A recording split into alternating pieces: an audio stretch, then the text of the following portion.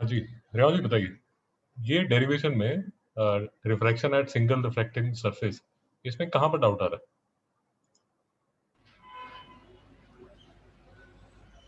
Sir वो n2 minus n1 in the whole bracket beta का, हाँ सर उधर वो पार्ट है। बोलिए।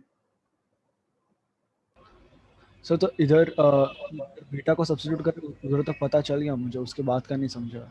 Yes sir. उसके बाद नहीं समझा। हुसैन आपको कोई डाउट है? सर मैंने भेजा था ना आपको वो स्टेप जो मुझे समझ नहीं आया था। सर अभी बताइए क्या डाउट है, देख के बताइए। Sir n2 minus n1 beta is equal to n2 gamma plus n1 alpha. Okay okay, sir मतलब उसके पहले का और एक स्टेप और वो स्टेप। ठीक, तो पहले थोड़ी सी मेरी जनरल बातें समझिए, ठीक है, और फिर स्टार्ट करते हैं। कुछ जनरल सी बातें समझिए। ये हमारा ऑब्जेक्ट है, ये हमारा इमेज है, ये हमारा सेंटर ऑफ कर्वेचर है, ये हमारा अल्फा बीटा गामा। ये डायग्राम में कोई डाउट है क्या? नहीं। ओके, तो एजम्पशंस अपनी क्या क्या है? एजम्पशंस ये है यार, एक वर्ड आपकी बुक में यूज हुआ है, पैराएक्सियल रेज। वैसे तो काफी चीजें हमने डिस्कस की थी, एक फ्रेज जो हमने डिस्कस नहीं किया था वो किया था पैराएक्सियल रेज। चिराग, ये पैराएक्सियल रेज का मतलब क्या हुआ? सर रेज जो सेंटर एक्सिस के पैरेलल जाते हैं। पैरेलल तो नहीं जाता। लास्ट टाइम हमने डिटेल में ये हमारी बात हुई थी कि जो अपर्चर है, अपर्चर बहुत स्मॉल है।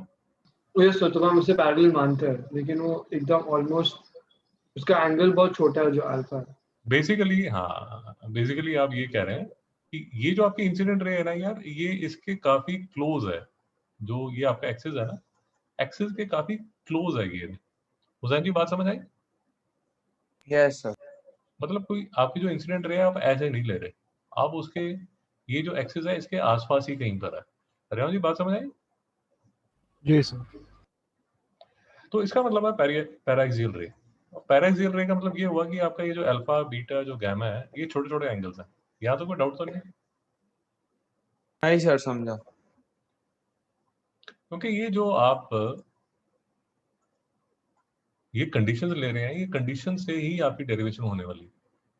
क्योंकि आपका अल्फा बीटा गामा छोटा है, जैसे हमने लास्ट टाइम डिटेल में बात की थी, क्योंकि अल्फा बीटा गामा छोटा है, तो अब मैं ये मानूंगा कि मेरा जो tan alpha tan beta tan gamma, basically मेरा जो अल्फा है वो tan alpha beta tan beta gamma tan gamma के ऑलमोस्ट इक्वल है। सर समझ नहीं आया? समझा sir. Because alpha beta gamma is small. और एक चीज और जो हम पहले भी डिस्कस कर चुके हैं, ये जो स्मॉल का जो फैक्टर है ये तब आता है जब अल्फा बीटा गामा जो है वो रेडियंस में लिए जाए। सर बात नहीं समझ आए? समझा। और एक और बात हमने एक्सटेंड कर दी थी, because alpha beta gamma is small, तो tan alpha tan beta tan gamma is almost equal to alpha beta gamma. और एक और बात ये भी डिस्कस की थी कि जो साइन अल्फा है वो भी ऑलमोस्ट अल्फा के इक्वल ही है, और जो साइन बीटा है वो बीटा के इक्वल ही है, और जो साइन गामा है वो गामा के इक्वल ही है। रेवा जी समझ आ रहा है, नींद आ रही है? समझ रहे सर। बेसिकली आप ऐसे लिख सकते हैं कि alpha is equal to tan alpha is equal to sine alpha,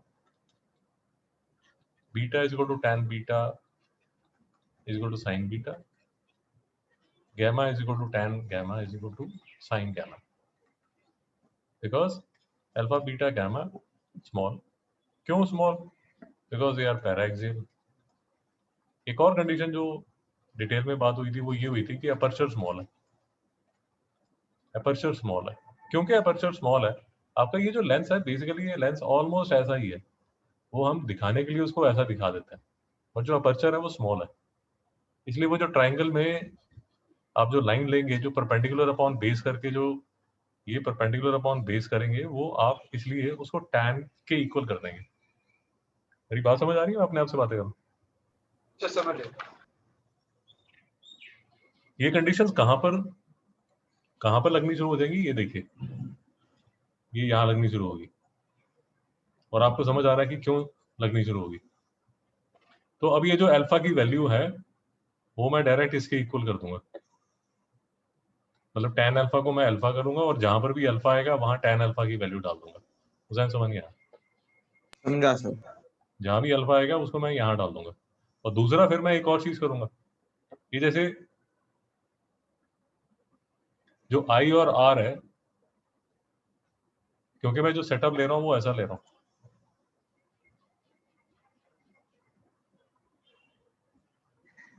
setup जो ले रहा हूं वो ऐसा ले रहा हूं कि ये बिल्कुल इसके आसपास ही है, और क्योंकि आसपास ही है और इसका जो अपर्चर है वो भी बहुत स्मॉल है, इसलिए बेसिकली मेरा ये वाला जो एंगल आई होने वाला भी ना यार, आई भी होने वाला है, वो आई भी बहुत छोटा होने वाला है। और क्योंकि आई मेरा बहुत छोटे होने वाला है, इसलिए मेरा जो आई है वो साइन आई के इक्वल होने वाला है। नहीं समझ में आ रहा बिल्कुल? समझा। समझ है। थोड़ा सा विजुलाइज करने की कोशिश कीजिए। आपका अपर्चर ऐसे है, ऐसे है आपका अपर्चर, आपकी जो रे है वो पैराक्सियल है, पैराक्सियल मतलब एक्सिस के आसपास ही है। अब अपने आप ही थोड़ा विजुलाइज करने की कोशिश कीजिए। इसका जो इस पे जो मैं नॉर्मल बनाऊंगा, इस पॉइंट पे जो नॉर्मल बनाऊंगा वो नॉर्मल बनाऊंगा ऐसे, तो ये वाला जो एंगल है यार ये अपने आप ही स्मॉल बन गया ना बहुत। तो ये वाला जो एंगल है ये स्मॉल है, ये वाला एंगल है वो तो एनीवेज आई से छोटा ही होता है।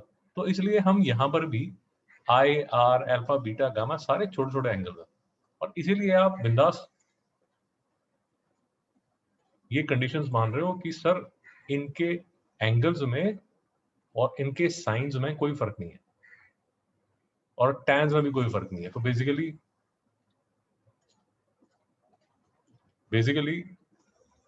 इसको आप टैन अल्फा, इसको टैन बीटा, इसको टैन गैमा लिख सकते हैं, और इसको साइन आई और इसको साइन आर लिख सकते हैं। बेसिकली मैं ये कहने की कोशिश कर रहा हूँ कि जहां पर भी टैन अल्फा है वो अल्फा है, जहां पर भी साइन आई है वो आई है। हुसैन जी समझ नहीं आया? समझा सर। तो इस सब का मतलब क्या हुआ? आपने ओडीसी लिया, ओडीसी मतलब ओडीसी, ये वाला ट्रायंगल लिया, ये अल्फा और बीटा, मैं इसको थोड़ा मिनिमाइज कर देता हूँ तो आपको दिखाता हूँ। ये देखिए, ये ओडीसी है, ओडीसी है ये वाला जो एंगल, ये वाला जो एंगल है, इसमें जो आई है वो अल्फा प्लस बीटा है, इसमें जो आई है वो अल्फा प्लस बीटा है। इसमें कोई डाउट है क्या? यहाँ तो कोई डाउट है रेवान जी? नहीं सर। डीसीआई जो है, डीसीआई कौन सा एंगल है, कौन सा ट्रायंगल है? ये है डीसीआई। इसमें जो बीटा है, ये वाला जो बीटा है वो गैमा प्लस आर है। यहाँ तो कोई डाउट है?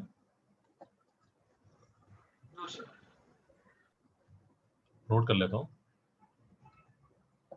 देखिए, दो ट्रायंगल मैं बना रहा हूँ, एक तो बना रहा हूँ O D C, O D C, इसको एक्सटेंड कर रहा हूँ,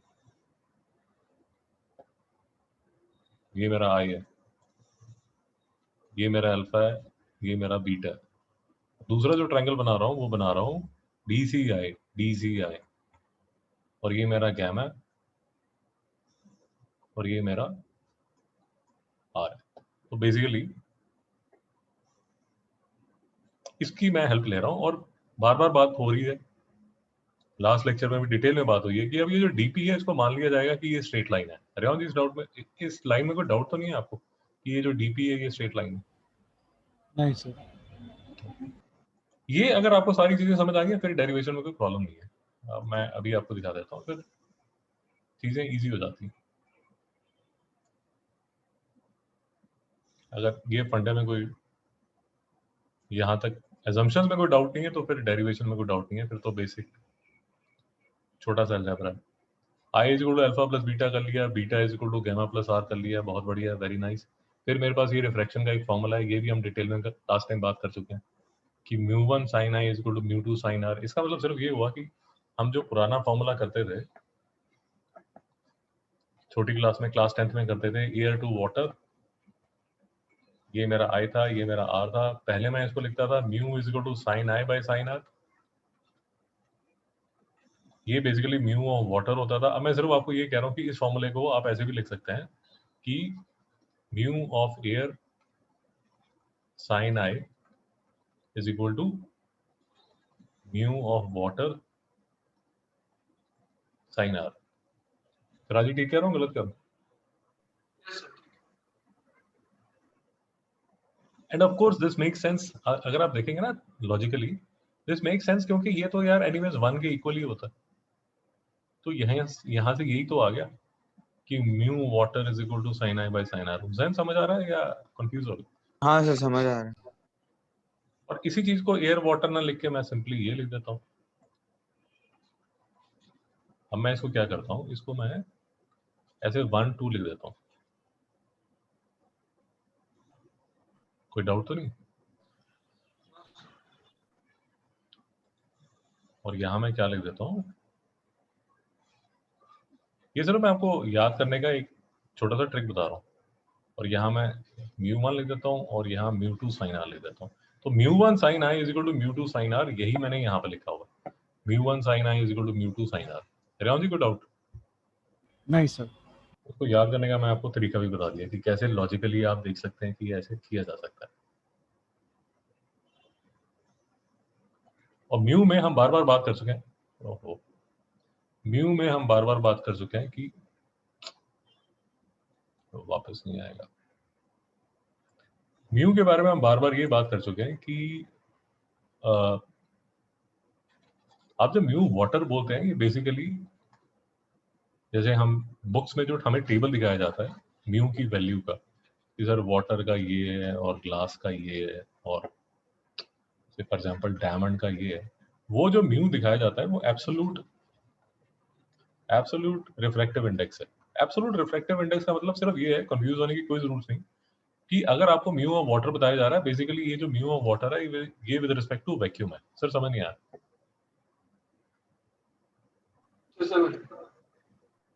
और एक चीज और याद रखिए कि जो वैक्यूम का और एयर का जो रिफ्रैक्टिव इंडेक्स है वो ऑलमोस्ट सेम है, इसलिए वैक्यूम की बजाय अगर mu water with respect to air भी लिखा जाए तो भी ठीक है।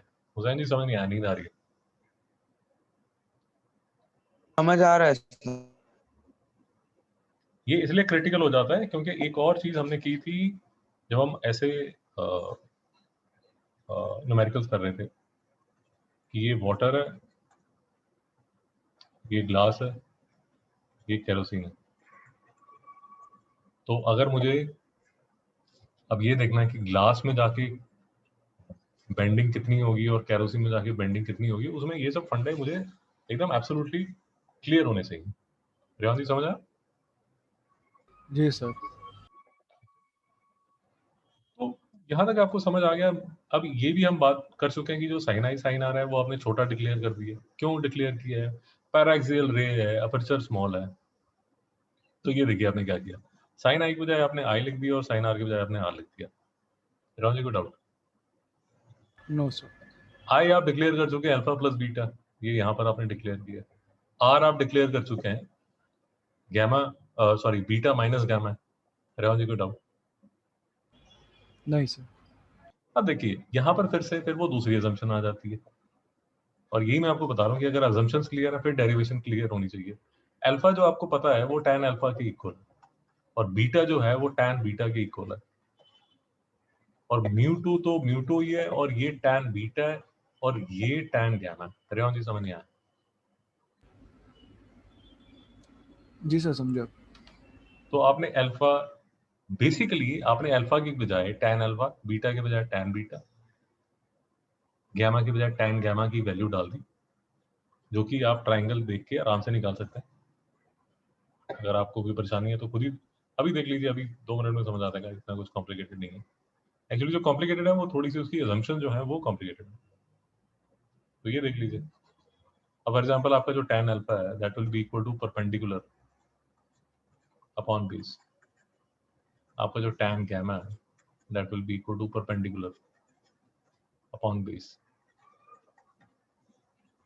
आपका जो tan बीटा है that is equal to perpendicular upon base. Hussain ji समझ नहीं आया? समझा सर। और फिर डीपी सब में कॉमन आ रहा है, जो खेल है वो है नीचे नीचे वाले डिनोमिनेटर का। ओपी जो है वो बेसिकली आपका क्या है, ऑब्जेक्ट डिस्टेंस है। ऑब्जेक्ट डिस्टेंस को ऑप्टिक्स में आप यू लिखते हैं, तो ये मैं यहाँ यू लिख दूंगा। ये तो डीपी है। तो जो पी आई है ये मेरा इमेज डिस्टेंस है, इमेज को ऑप्टिक्स में वी लिखा जाता है। जो पी सी है वो मेरा सेंटर ऑफ कर्वेचर है। सेंटर ऑफ कर्वेचर क्या होता है? वो स्फीयर है जिससे आपने ये अपर्चर को काटा। नहीं समझ में आया, बिल्कुल कंफ्यूज हो गए। समझ आया सर। याद है ना, ये हमारा ग्लास का स्फीयर था, ग्लास का स्फीयर था। एक ग्लास के स्फीयर से छोटा सा पीस आपने काटा था जिससे आपने ये लेंस बनाया था, और क्योंकि ये छोटा पीस था इसलिए अपर्चर स्मॉल था। तो ये जो यहाँ पर सी लिखा है, ये जो यहाँ सी लिखा है, ये बेसिकली ये वाला सी है, सेंटर ऑफ द स्फीयर। ये जो डिस्टेंस है ये उस मिथिकल ग्लास स्फीयर का रेडियस है, इसलिए इसको लिखा जाता है आर। रेवान जी समझ नहीं आया? समझा सर। तो ये आ गया डीपी अपॉन पीसी जो है, ये देखिए ये आपका जो पीसी है ये हमारे इक्वल आ गया आर के। सर अभी भी डाउट? नहीं सर। ये आ गया डीपी अपॉन आर।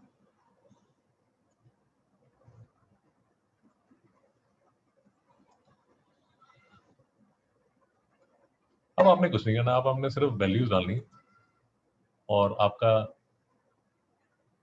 अब वैल्यूज डालेंगे, डीपी डीपी डीपी सारा कॉमन है, और अब वैल्यूज डालेंगे, थोड़ा सा उसको मैनिपुलेट करेंगे तो ये आपका फाइनल आंसर आ जाएगा।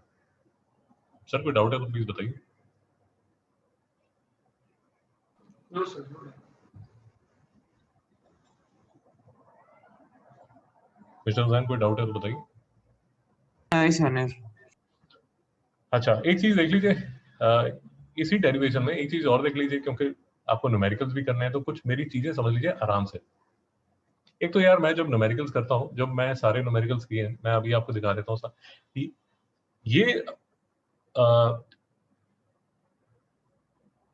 ये जो टॉपिक है, जब तक आप न्यूमेरिकल्स नहीं करेंगे आपको ये टॉपिक समझ नहीं आएगा, गारंटीड है।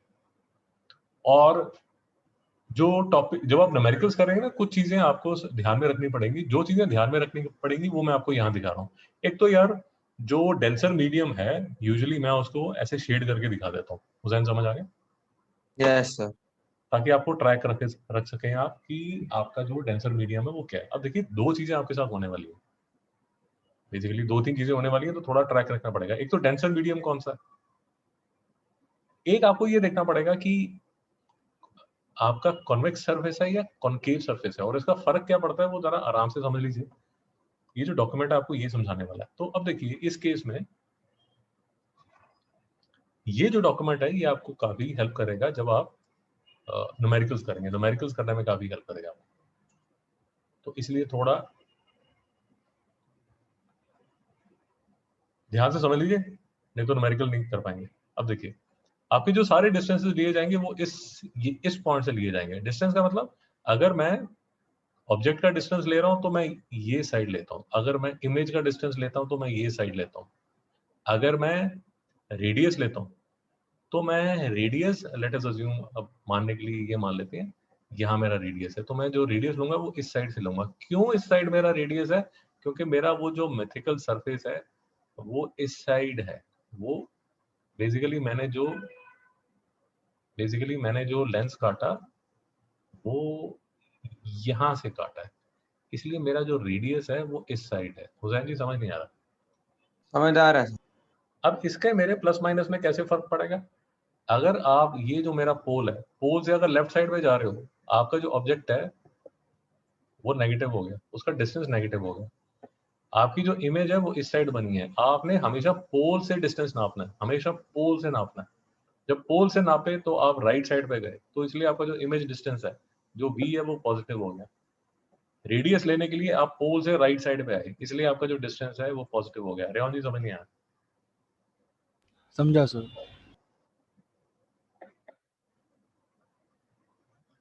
ये मेरा μ2 है, ये मेरा μ1 है, मेरी इमेज यहाँ पर है, सॉरी मेरा ऑब्जेक्ट यहाँ पर है।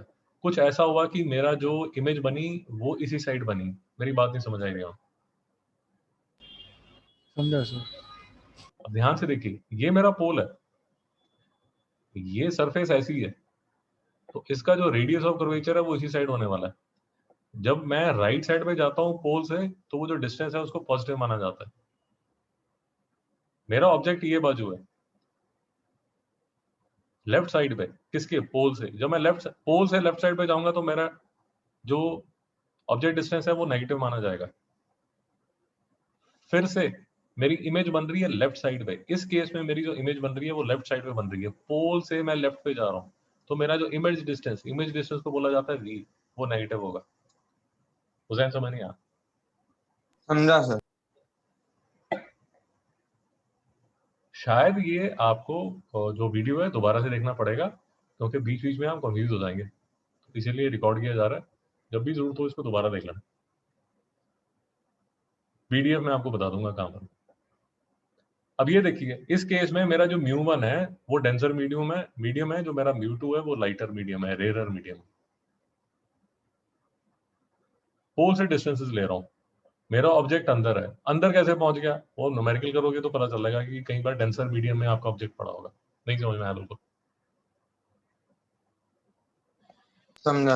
आप न्यूमेरिकल करोगे आपको समझ आ जाएगा। इसका अगर अभी देख के तकलीफ हो रही है तो ऐसे मान लो यार, ऐसे एक बीकर है, अगर आपको लग रहा है कि अरे ऐसे कैसे डेंसर मीडियम में ऑब्जेक्ट कैसे पहुंच गया, ऐसे मान लीजिए कि ये बीकर है, इसमें वाटर है, इसमें वाटर है, और वाटर में एक फिश है, ये यहाँ पर फिश है, और फिश को आप देख रहे हो यहाँ से। मेरी बात नहीं समझ आ रही बिल्कुल? तो ऑब्जेक्ट अंदर हो गया।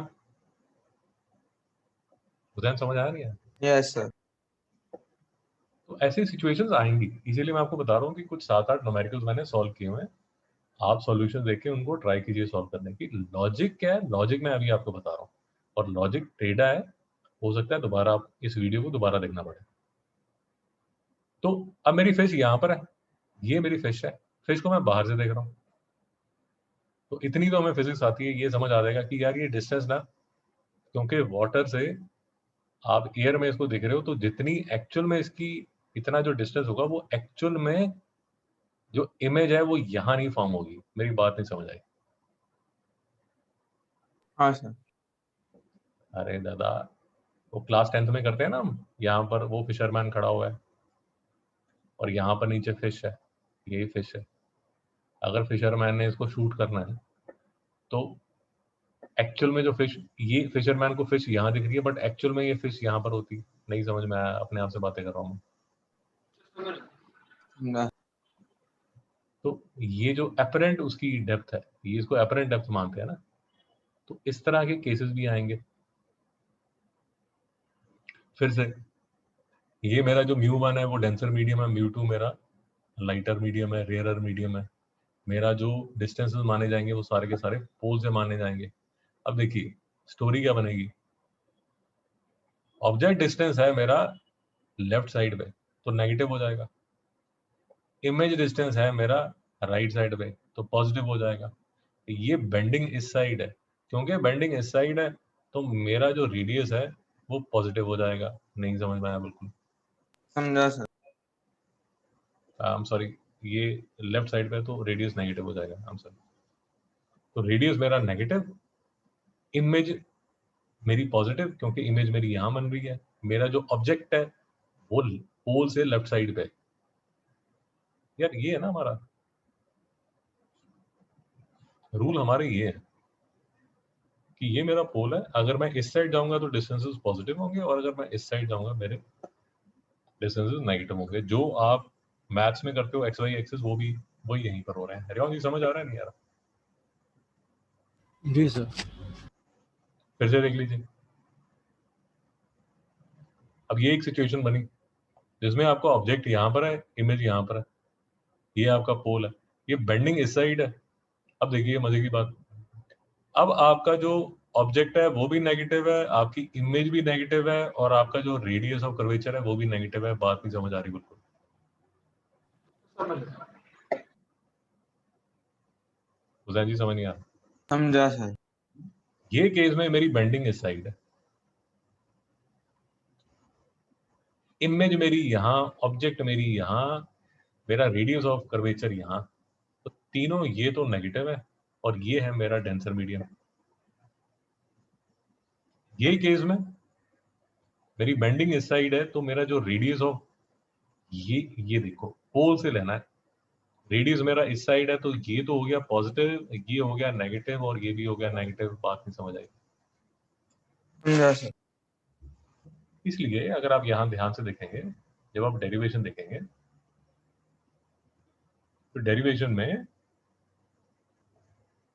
u ना यहां पर नेगेटिव लिया गया, और u नेगेटिव क्यों लिया गया?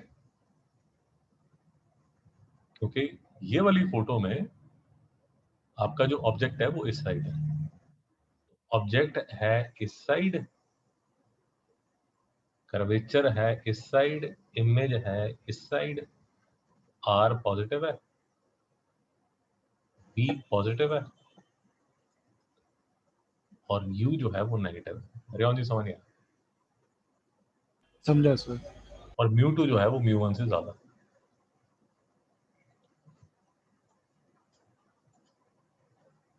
सर अभी भी कोई डाउट है? मैं वापस आ गया नहीं आपकी डेरिवेशन में वापस आ गया। तो बेसिकली ये देखिए, जो 2-3 बातें हमने जो की हैं वो क्या क्या हमने की है।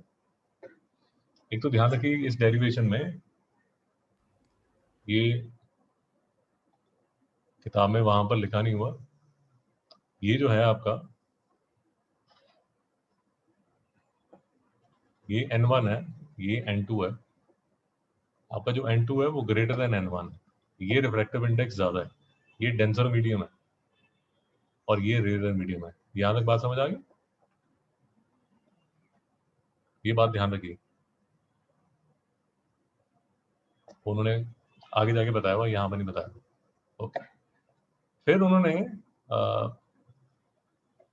देखिए ये वर्ड यूज किया था, पैराक्सियल रेज। पैराक्सियल रेज मतलब एक्सिस के आसपास, एक्सिस से ज्यादा दूर है।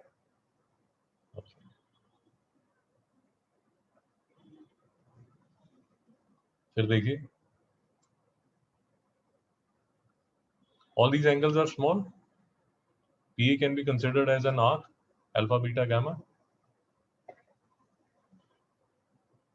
अब यहां वो जब वो बोल रहा है ये आर्क को या इसको, वो जब सेम बोल रहा है, वो बेसिकली आपको सिर्फ ये बोलने की कोशिश कर रहा है कि थोड़ा सा अगर आप डिटेल में समझना चाहते हैं और ज्यादा कंफ्यूज नहीं होना चाहते,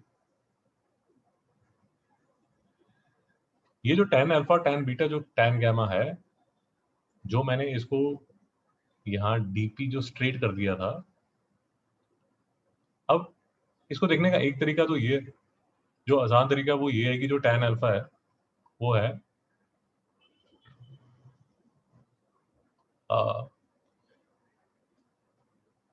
थोड़ा सा अगर आप डिटेल में समझना चाहते हैं,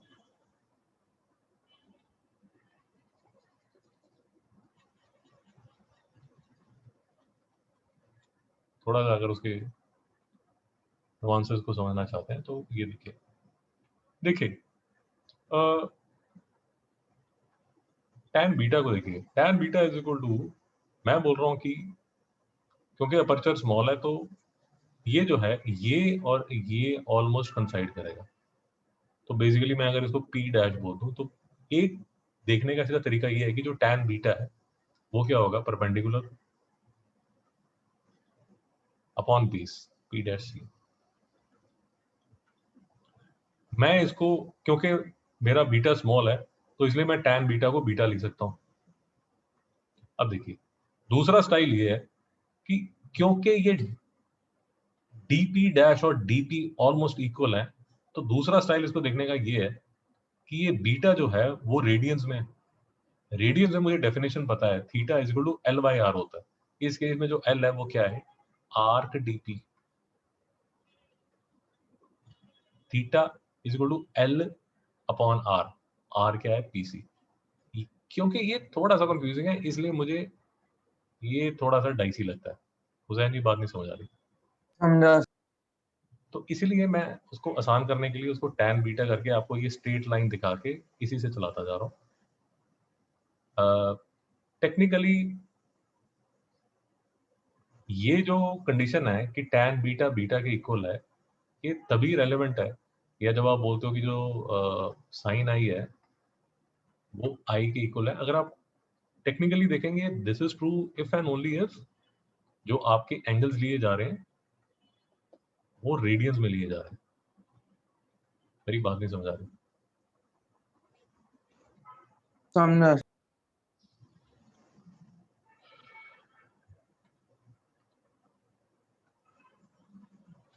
तो आसान बनाने के लिए मैंने आपको बोल दिया कि जो tan बीटा है वो dp dash by p dash C है। एक्चुअल रीजन क्योंकि अल्फा बीटा गामा आप ले रहे हो उसमें रेडियंस में ले रहे हो, इसलिए आप क्या कब बोल रहे हो कि रेडियंस में ले रहे हो तो उसको आई अपॉन आर करके आप थोड़े sorry theta is equal to l by r करके आप चला दो।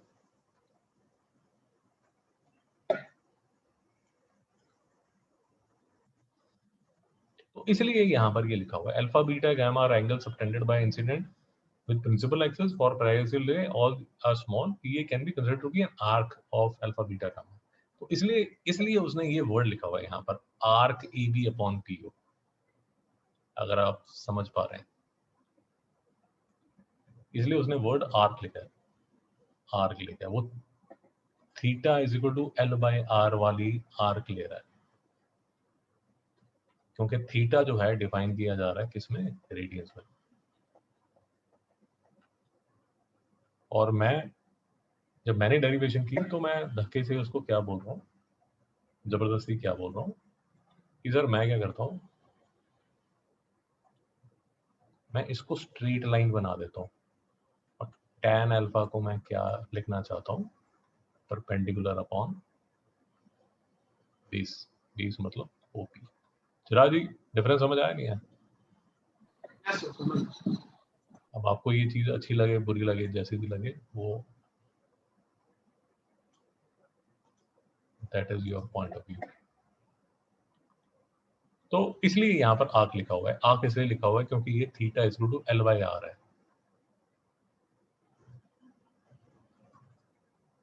ये जब हमने ट्रिग्नोमेट्री की शुरुआत की थी तो ये वाला जो theta is equal to l by r, ये वो वाला ये जो आर्क एपी है ये वाला समझ आ रहा है? तो अच्छी बात है। तो इसको आप डिराइव करेंगे तो फाइनली आपके पास ये फॉर्मूला आ जाता है। और इसमें थोड़ा सिर्फ ये देख लीजिए, ये μ2 μ1 लिखा हुआ है। अब इसमें थोड़ा ये आ जाता है कि अगर आपका लेट अस अज्यूम जो μ1 है वो एयर है और आपकी जो रिफ्रैक्शन हो रही है वो ऐसे हो रही है कि ये मेरा ग्लास है और ये एयर है।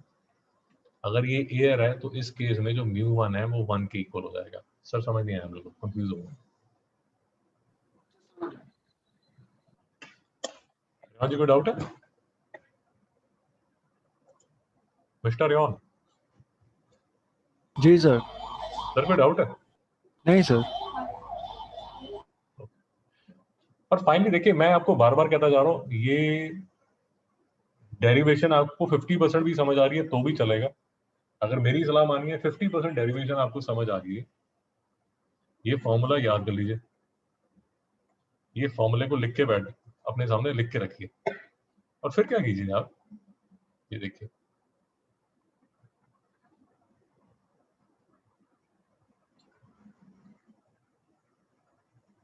फिर क्या कीजिए, ये देखिए ये हमारे एस.एल. अरोड़ा सर उनकी किताब से आपके लिए न्यूमेरिकल्स हैं। कौन से न्यूमेरिकल्स आप ट्राई कर सकते हैं, जैसे आप ये ले लीजिए, मैं आपको ये क्वेश्चन मान, क्योंकि अभी हमने डेरिवेशन की है तो अभी आपको फ्रेश समझ आ जाएगा कि यार यूज क्या है इसका।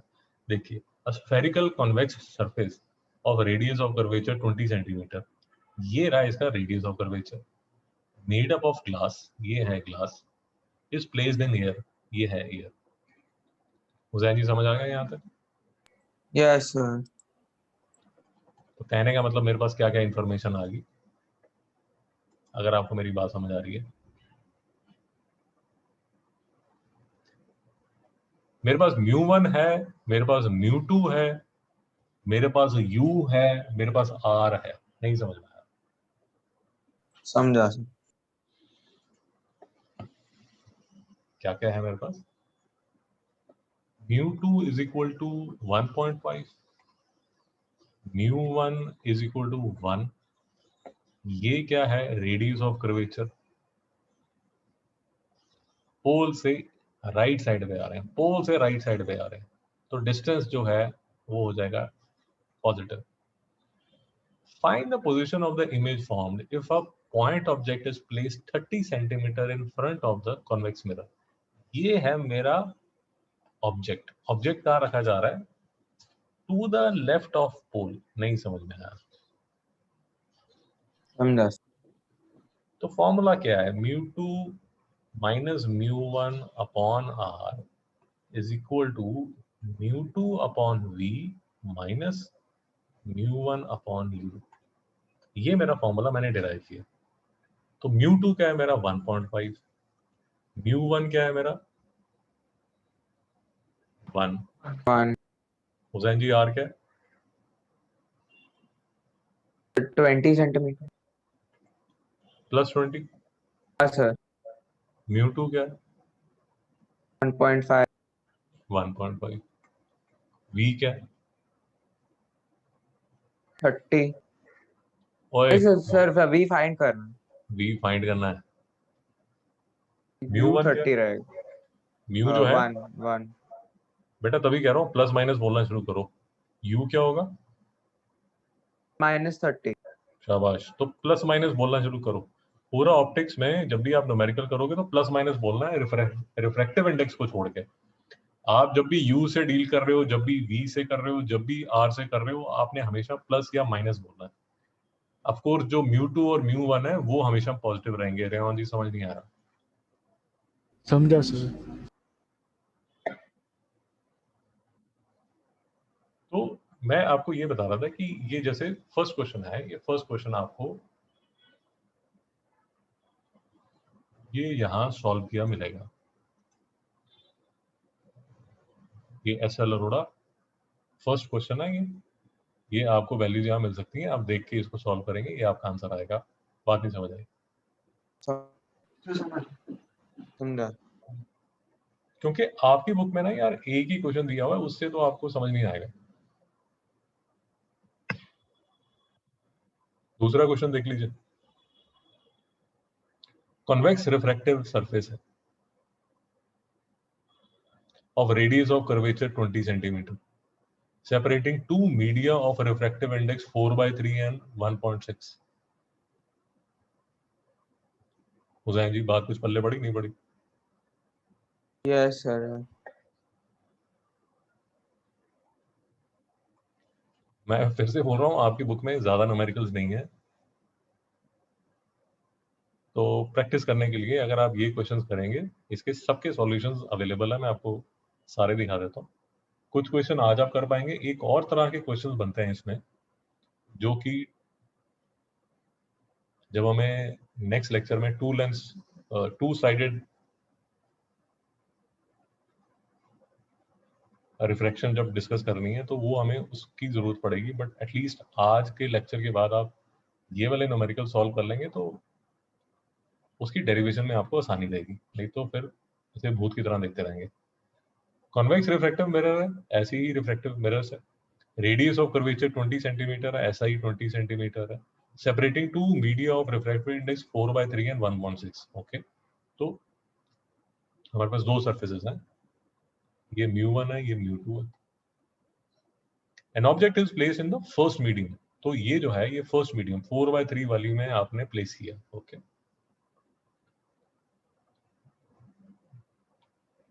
तो दूसरी जो है वो है 1.6। तो ऑटोमेटिकली आपने जो ऑब्जेक्ट प्लेस किया है वो रेयर मीडियम पे किया है, हुसैन जी समझ नहीं आया। समझा सर। तो ऑब्जेक्ट प्लेस कर दिया eight a distance of 200 centimetre, तो इस केस में जो डिस्टेंस है वो 200 centimetre from the reflected surface, calculate the position of the image form. नहीं समझ में आया? Yes sir. बिल्कुल वैसा ही क्वेश्चन है जैसे आपने पहले किया। ये देखिए, ये वही हमारा μ2 minus μ1 upon r is equal to μ2 upon b minus μ1 upon u। And it will help you a lot कि अगर आप पहले आराम से तसल्ली से μ1 μ2 r पॉजिटिव होगा नेगेटिव होगा हुसैन जी?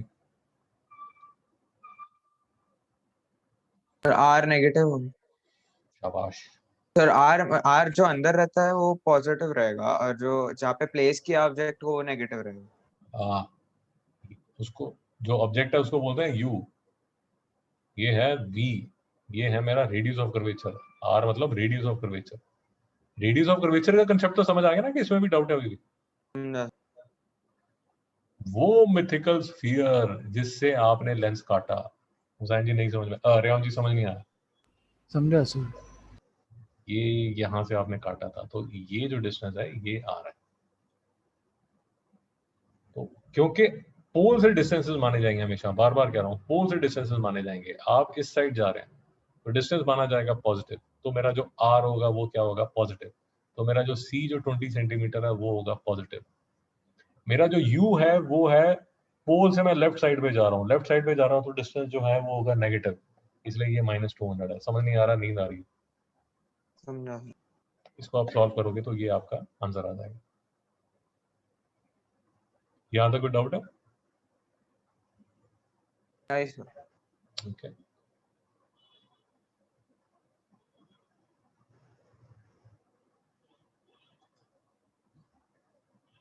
क्वेश्चन नंबर 3 देख लीजिए। A concave spherical surface of refractive index 3/2 is immersed in water of refractive index 4/3। थोड़ा सा मैथ्स आना चाहिए। 3/2 होना चाहिए 1.5, 4/3 होगा 1.33।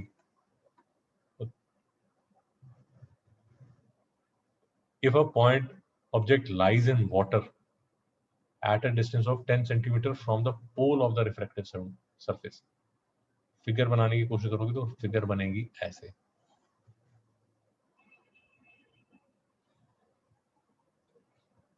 तभी कह रहा हूं बार बार, ये पहली बार समझ नहीं आएगा, थोड़ा प्रैक्टिस करनी पड़ेगी तब समझ आएगा। फिर से देखते हैं।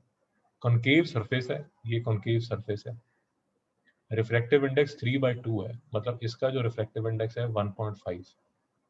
Emerged in water of refractive index 4/3, मतलब ये है 4/3।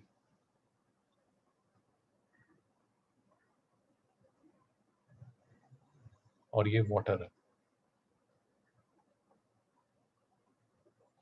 Point object lies in water, यहां पर है वाटर में 10 centimetre from the pole of the refractive surface, ये पोल से। Calculate the position of the image given the radius of curvature of the spherical surface is 18 centimetre. तो radius of curvature of spherical surface is 18 centimetre. Hussain ji, R positive होगा negative होगा? Concave में अलग होता है कि आर हमेशा पॉजिटिव है। मैं आपसे पूछ रहा हूँ, आप मेरे से पूछो। ये शिवांग से पूछते हैं। हाँ शिवी, पॉजिटिव होगा नेगेटिव होगा? अभी ये चला गया। पॉजिटिव। क्यों पॉजिटिव?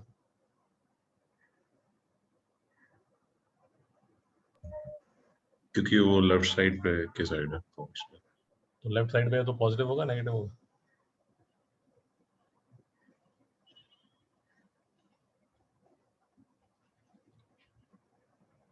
रेवान जी, पॉजिटिव होगा नेगेटिव होगा? Sir, if it's in the left, so that should be negative. Left पे है ना, तो नेगेटिव होगा। Radius of curvature of the spherical is 18 centimetre. तो ये जो 18 सेंटीमीटर है, क्योंकि आप इस साइड ले रहे हैं तो ये हो जाएगा नेगेटिव। हुसैन समझ नहीं आया? सर इसमें राइट साइड पे अगर कैसे पता चलेगा कि राइट साइड पे है कि लेफ्ट साइड पे? आप इसका कर्व देख लो ना यार।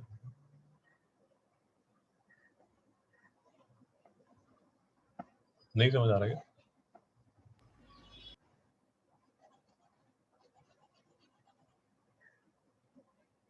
यस सर, ठीक है।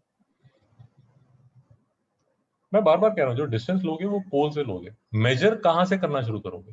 पोल से मेजर करना शुरू करोगे।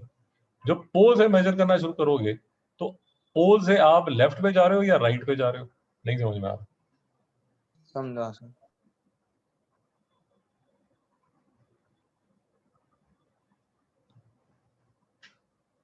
इसको शिवी को फिर से पकड़ते हैं। ऑब्जेक्ट डिस्टेंस पॉजिटिव है या नेगेटिव है शिवान?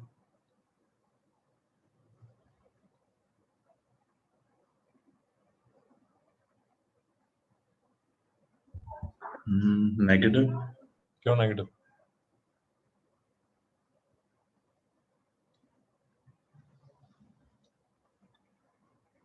क्यों नेगेटिव? रेहान जी, सर कॉन्केव है तो it would be positive actually. बच्चे आप ना जो लाइन है ना वो थोड़ा सा ध्यान से पढ़ो।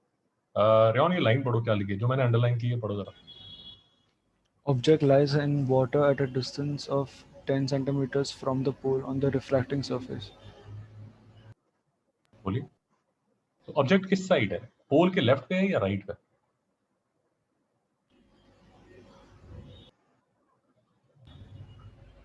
Left side. रेहान जी समझ नहीं आया? नहीं सर, नहीं समझा। ओके सर दोनों लेफ्ट के तरफ है।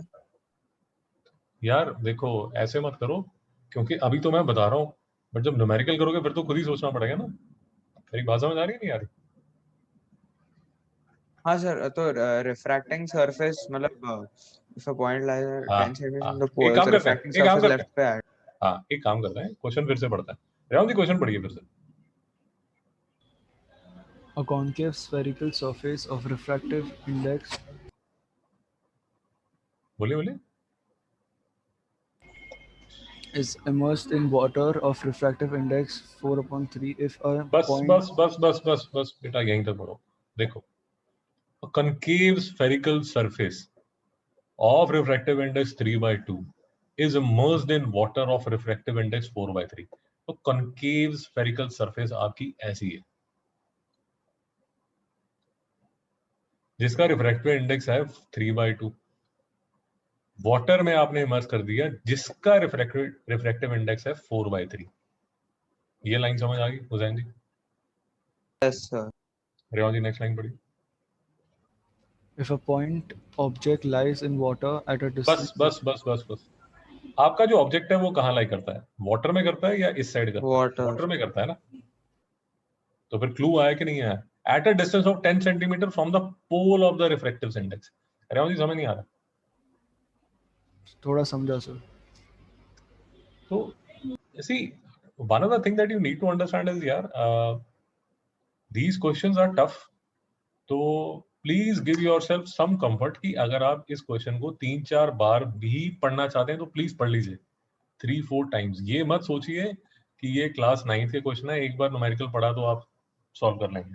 सर मेरी बात अगर वो समझ? लोग बोलेंगे कि ऑब्जेक्ट ग्लास के अंदर है तो फिर वो पॉजिटिव हो जाएगा ना? बच्चे देखो मेरी बात सुनो, ये देखो, ये जो हम कर रहे थे ना अभी, अब आप ये जो हमने डिस्कशन की थी, अब इस डिस्कशन को दोबारा से देखो। और जब आप डिस्कशन कर रहे थे तभी मैं आपको बोल रहा था कि अगर आप न्यूमेरिकल्स करेंगे तब तो आपको ये टॉपिक समझ आएगा, बिना न्यूमेरिकल्स के ये टॉपिक बिल्कुल नहीं समझ आएगा। मैं आपको फिर से पेज नंबर 1 पे लेके जाता हूँ। ये देखिए, अब इस स्टोरी को दोबारा समझने की कोशिश कीजिए। मेरी बात नहीं समझ आ रही? यस सर समझा। अब समझ आया कि मैं आपको क्यों बोला था शायद वीडियो दोबारा देखना पड़े? हाँ सर। अब देखो, ये ऑब्जेक्ट है दादा, ये इमेज है। जो इमेज है वो रिफ्रैक्टिव इंडेक्स के अंदर है। पॉजिटिव नेगेटिव कैसे होगा आपको समझाया गया है, नहीं समझ में आया? Yes sir. अब देखो दूसरा, और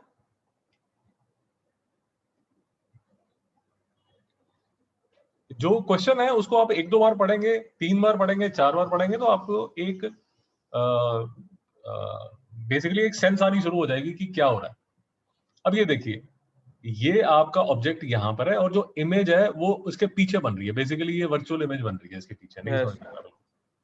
समझा सर। रेहान समझ नहीं आया? समझा सर। तो ये देखिए, फर्स्ट केस में आपका जो ऑब्जेक्ट था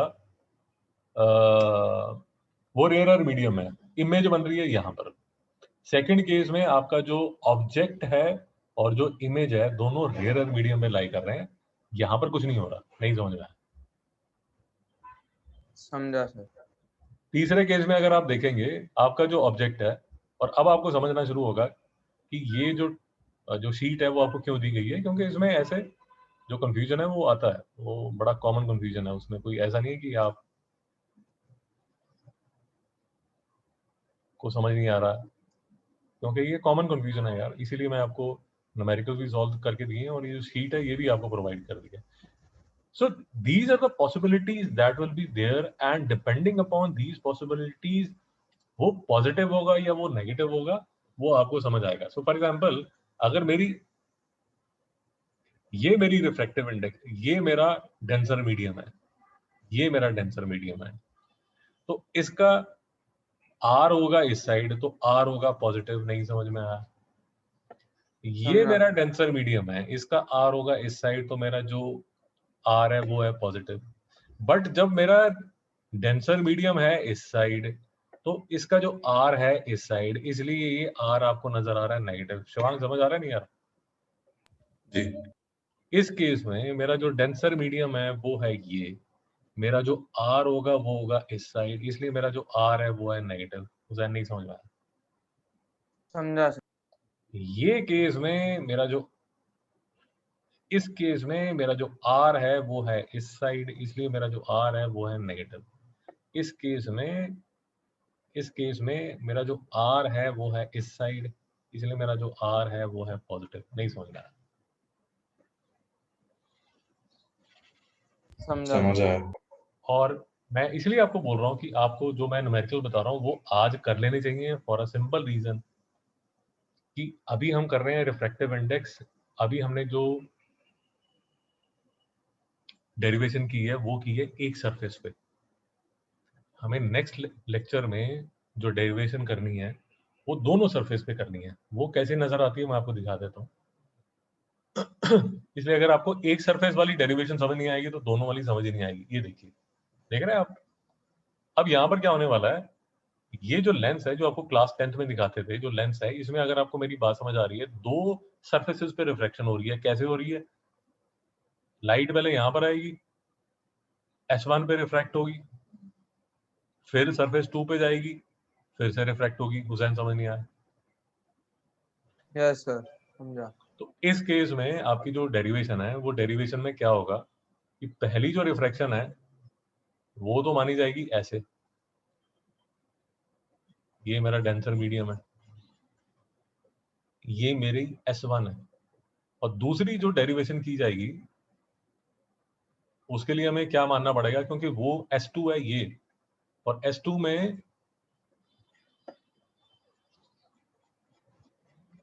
आपकी जो रिफ्रैक्शन हो रही है वो ये S2 पे हो रही है। नहीं समझ में आ रहा? समझा सर। इसलिए मैं आपको बता रहा हूँ कि आज के लेक्चर में हम इसकी डेरिवेशन और इसके न्यूमेरिकल अगर कर लेते हैं तो we will be in a comfortable position, so that next lecture में हम ये दोनों साइड की जो रिफ्रैक्शन है, जो टू लेंस फॉर्मूला जिसको बोलते हैं, वो हम स्टडी कर सकें। और इसीलिए रिक्वेस्ट कर रहा हूँ कि मैंने सॉल्व किए हुए हैं, आपको सिर्फ सॉल्व करने हैं। तो अब जैसे क्वेश्चन नंबर 3 है, ये आपको सॉल्यूशन यहां मिल जाएगा।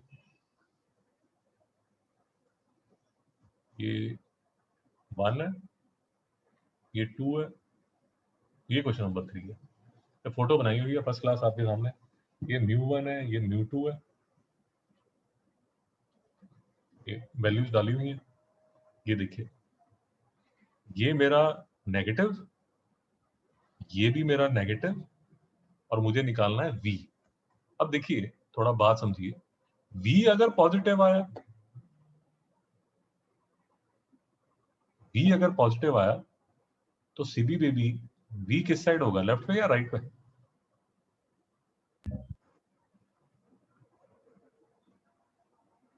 हरियाणा जी,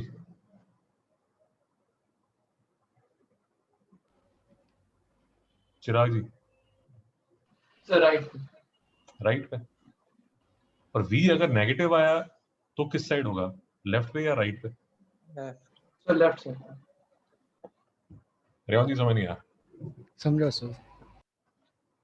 ये टेढ़ा टॉपिक है भैया, बार बार बोल रहा हूँ, तो ये मत सोचना कि हे भगवान तूने मुझे क्यों अकल कम दी, ऐसा कोई बात नहीं है, टॉपिक ही टेढ़ा है। ये देखिए, ये v आपका नेगेटिव आया, क्योंकि नेगेटिव आया तो ये इस साइड इसकी इमेज बनी होगी, नहीं समझ में आ रहा? Yes sir. समझ। और ये केस में ये साइड वाटर है और ये साइड ग्लास है, नहीं समझ में आया? समझा सर। अरे दादा, क्लास 10th में क्या है, हंसी मजाक के क्वेश्चन होते थे, ये लेंस था, ये एयर थी, ये यहाँ पर ग्लास था, और वो एक बढ़िया सा फॉर्मूला आपको दे देते थे, छोटा सा 1/u is equal to 1/r, इसको लेके आप करते रहते थे। यहाँ पता नहीं प्लस था माइनस था, मुझे याद नहीं। These were small questions, but जो लॉजिक था वो यहाँ पर भी सेम ही था कि ये जो डिस्टेंसेस आप लेते थे वो डिस्टेंसेस दोनों में सेम ही थे। एक इस तरह का लेंस होता था, एक इस तरह का लेंस होता था। अगर आपको याद हो, अब मुझे याद नहीं आप कितनी आपने प्रैक्टिस की है, इसका जो फोकस है वो लिया जाता था पॉजिटिव, और इसका जो फोकस है वो लिया जाता था नेगेटिव। नहीं समझ में आ रहा? समझा। इसीलिए क्लास 10th में आपकी टीचर चिल्ला चिल्ला के बोल रही थी कि इसकी प्रैक्टिस कर लो, और अब मैं चिल्ला चिल्ला के बोल रहा हूँ कि इसकी प्रैक्टिस कर लो। मेरी बात समझ आ रही? Yes yes sir. टेढ़ा टॉपिक है, तो टॉपिक के साथ उंगली मत करो।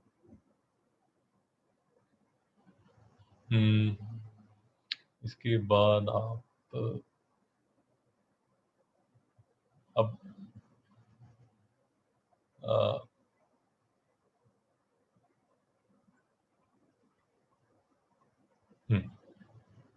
ये कर सकते हैं, ये भी सेम है। क्वेश्चन 7 कर सकता है। दो टाइप ऑफ क्वेश्चंस है, मैं आपके साथ आज सिर्फ एक टाइप के क्वेश्चंस कर रहा हूँ, दूसरी तरह के क्वेश्चंस नेक्स्ट टाइम करेंगे, नहीं तो पूरा कचरा हो जाएगा। तो ये नोट कर लीजिए, होमवर्क नोट कर लीजिए। Question number 1, question number 2, question number 3। Hussain ji समझ आ गया? Yes sir. देख के समझ के करना है यार, सॉल्यूशन भी आपको दिया हुआ है। क्वेश्चन 7 देख लीजिए। बीच के जो क्वेश्चंस हैं वो टाइप 2 के क्वेश्चंस हैं, वो नेक्स्ट टाइम करेंगे। आज अगर मैं करवाऊंगा तो आप और कंफ्यूज हो जाएंगे। शिवी समझ आ रहा है नहीं यार? A spherical surface of radius 30 centimeter separates two transparent media A and B with refractive indexes 1.33 and 1.448 respectively. यहां तक समझ आ गया? सर समझ आया नहीं यार? समझा। ओके, रेवन यार डाउट है, फर्स्ट लाइन में कोई डाउट है? नहीं sir. The medium A is on the convex side of the surface. Okay. ये दूसरी लाइन है. Where should a point object be placed in a medium A so that the paraxial rays become parallel after refraction at the surface? तीसरी line में कोई doubt है? नहीं sir. Sir कोई doubt है तो बताइए.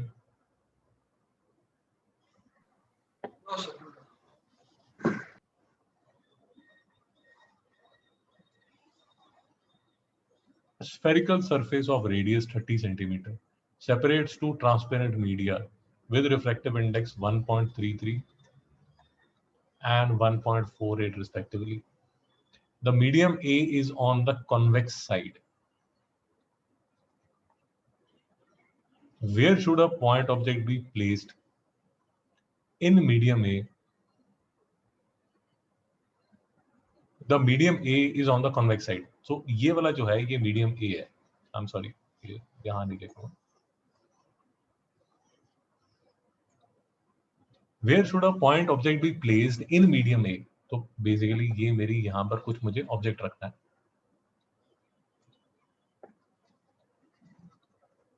So that the paraxial rays become parallel after refraction at the surface. Basically कुछ ऐसा हो जाए कि इसमें से जो रेज निकले वो यहाँ पर जाके पैरेलल हो जाए. सर बात नहीं समझ आ रही बिल्कुल. तो समझ लो. चिराग जी अगर समझ आ रहा है तो ये बताइए, becomes parallel after refraction at the surface. इस इंफॉर्मेशन से, इस लाइन से हम क्या इंफॉर्मेशन निकाल सकते हैं? तो इसका मतलब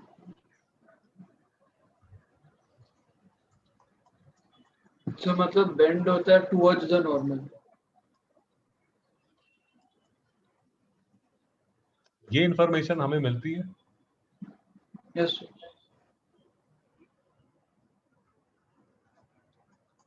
शिवी को फिर से पकड़ते हैं. शिवी आर कितना होगा?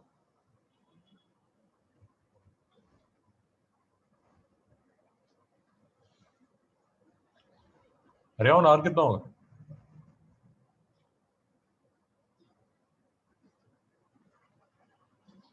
हुसैन आर कितना होगा?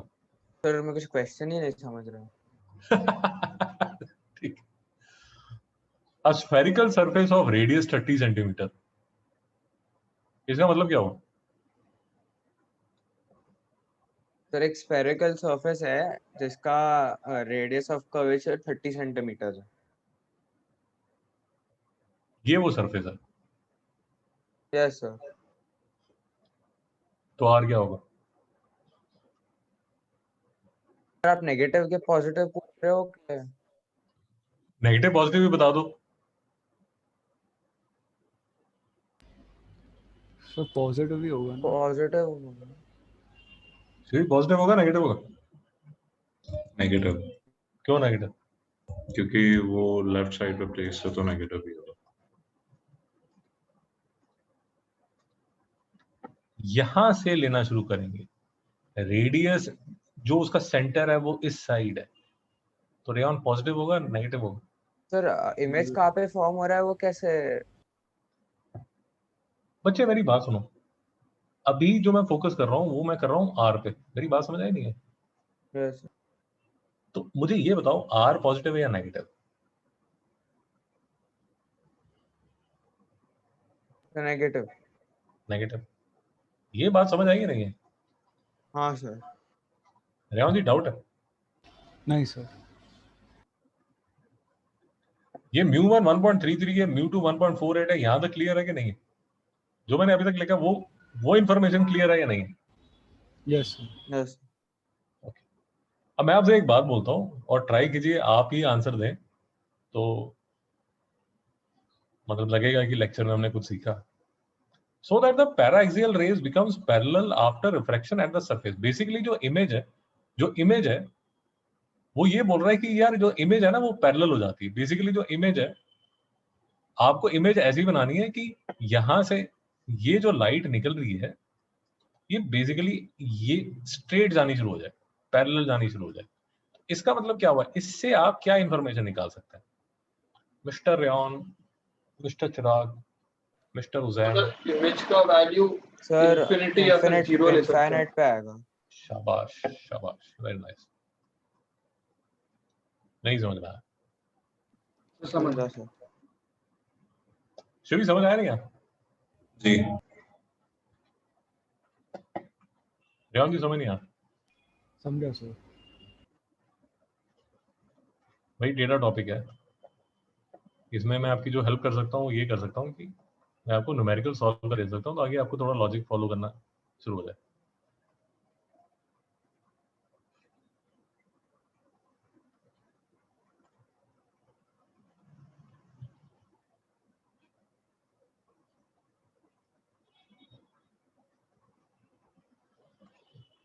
मेरी बात समझ नहीं आई? समझ रहे? यस सर समझे। अब ये अगर आपको समझ आ रहा है 1/∞ ये हो जाएगा 0 और यहाँ से आप u की वैल्यू निकाल लोगे। बेसिकली इस क्वेश्चन में आपसे u पूछा जा रहा है, नहीं समझ रहा है? समझा सर। सर समझ रहे?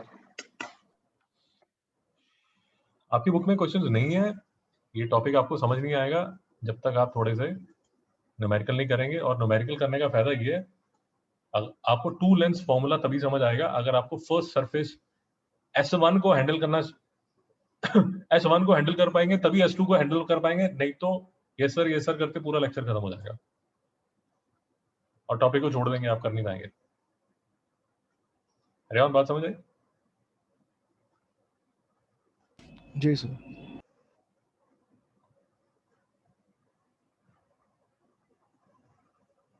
तो ये हमने किया। ये देखिए,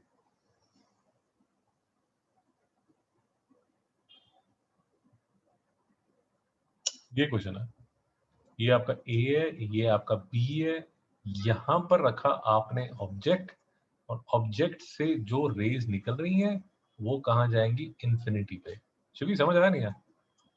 जी और इन्फिनिटी पे जाएंगे, इसका मतलब जो इमेज बन रही है वो इन्फिनिटी पे बन रही है। अगर इमेज इन्फिनिटी पे बन रही है, इसका मतलब ये हुआ कि जो v है, जो मेरा v है, ये जो मेरा v है वो मेरा क्या है? इन्फिनिटी। और क्योंकि 1/∞ 0 हो जाता है तो ये फैक्टर हो गया मेरा 0। और यहां से क्या इंफॉर्मेशन मैं निकालता हूं? u आ गया मेरा नेगेटिव, जो कि नेगेटिव ही आना चाहिए। क्यों नेगेटिव आना चाहिए?